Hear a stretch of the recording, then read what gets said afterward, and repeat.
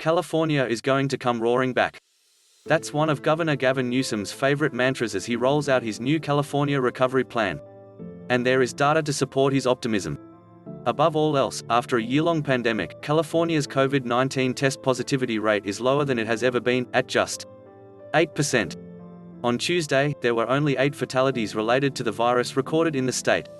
According to data published by the state, just under half of all Californians are fully vaccinated. Given the nightmare that was early January, those numbers are miraculous.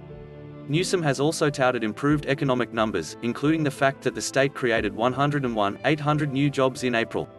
That's nearly 40% of all jobs created in the nation, he has correctly said. But employment in the state is growing from a deficit.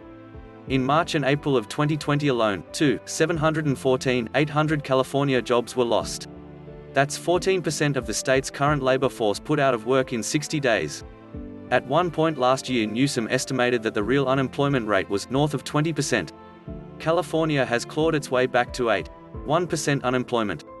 But that's behind the rate of 6.1% nationally, a contrast Newsom fails to acknowledge when he's comparing the state to the US at large. California's biggest metropolis is even worse off. According to a report from the state's Employment Development Department, the seasonally adjusted unemployment rate in Los Angeles County increased to 11.7% in April 2021, from a revised 11.4% in March 2021. That's hardly roaring back. Newsom is fond of saying that jobs in leisure and hospitality are leading the state's comeback, and he is right in a sense. That sector, hit hard by the pandemic, posted the largest gain in April 2021. It added 19,900 new jobs, the third consecutive month-over-month increase. That increase accounted for 58% of California's total non-farm employment growth.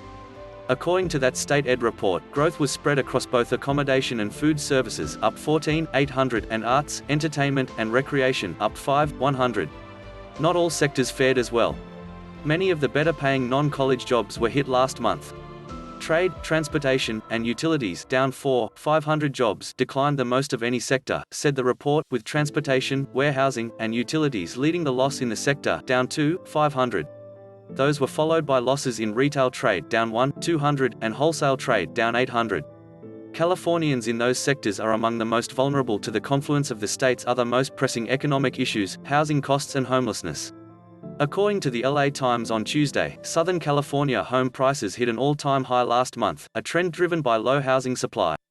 The region's median home price popped 22% year-over-year to a record $655,000, according to data released Tuesday by real estate firm DQNews.